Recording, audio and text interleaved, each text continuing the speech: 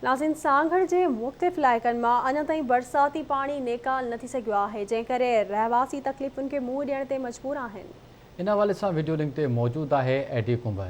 जी एडी मौजूद आहियूं हींअर तालके सांगड़ जी यूनियन काउंसिल बेरमबरी में बरसात मुतासिरीन जेके जंहिंजे घरनि में पानी बीठो आहे, काफ़ी मुतासिरीन जेके आहिनि उहे वाहन ऐं शाखनि जा उन्हनि कप जलिया आहिनि। बरसात मुतासिरीन जो हींअर रोड़ो ऐं वाघियूं जे जेके मुतासिरीन आहिनि उनजा मुख़्तलिफ़ सभनि जे तइदाद में जेके ॻोठ आहिनि उहे पाणी जी लपेट में अची विया आहिनि, जंहिंमें ॻोठ सईद अली बुगटी आहे, हाजी इस्माइल रिंद आहे, अब्दुल ख़ालिक रिंद आहे, दिलमुराद ख़ासकेली आहे, शौकत बुगटी आहे, गुल मोहम्मद ख़ासकेली, अली मोहम्मद ख़ासकेली, अयूब ख़ासकेली समेत जेके बि ॻोठ आहिनि हेठियाई वारा इलाइक़ा आहिनि उहे तमामु घणा मुतासिर थिया आहिनि। हिननि जो चवणु आहे त मथां जेके बासर ज़मीनदार आहिनि उन्हनि जे तरफ़ां मुख़्तलिफ़ ज़मीननि जो पाणी कढाइण जे लाइ कटूं हयूं आहिनि, जेको पाणी असांजे ॻोठनि खे ॿोड़ींदो ऐं अॻिते वधी रहियो आहे। हिननि जो चवणु आहे त अॻे पुराणे दौर खां वठी जेका कट लॻल आहे उहा कट इन्हनि बासरनि तरफ़ां बंदि कई वई आहे, तंहिं करे असांजा ॻोठ ॿुॾी रहिया आहिनि।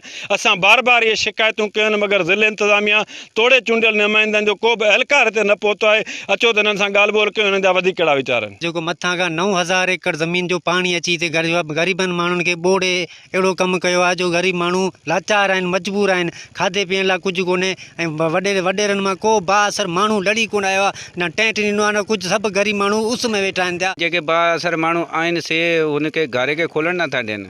ग़रीब आवाम आहे रोडनि ते रस्तनि ते वीचारी वेठी आहे, हुननि जो चौपायो माल पियो मरे, जेको कुझु हुननि वटि हुयो सो माल जे सहारे सां। अंग्रेज़नि वारे दौर खां वठी 1992 में बि इतां कट लॻो हो, हिन पासे खां कट लॻो हो ऐं वरी बि जेकॾहिं हींअर 11 में जेका बोड थी तॾहिं बि इहो पाणी उतां निकितो हो।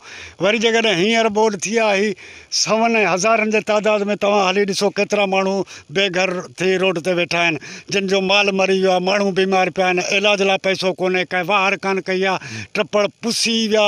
हाणे जेकॾहिं ॿेड़ी आणींदा त इहे जेके ॿ चारि ॻोठ आहिनि उन्हनि मां जा बीमार माण्हू निकिरंदा। तव्हां बरसात मुतासिरीन जूं ॻाल्हियूं ॿुधियूं, उन्हनि जो चवणु आहे त गुज़िरियल 2011 ऐं उन खां जेके अॻु में ॿोॾूं आयूं आहिनि उन्हनि जूं जेके पुराणियूं कटूं लॻल हुयूं उहे कटूं बहाल कयूं वञनि त जीअं हज़ारें एकड़नि में बीठल पाणी बि निकिरी सघे ऐं सवें ॻोठ जेके पाणी हेठि उहे बि जेके आहिनि से पाणी निकाली सबबि पंहिंजे माॻनि ॾांहुं मोटी वञनि।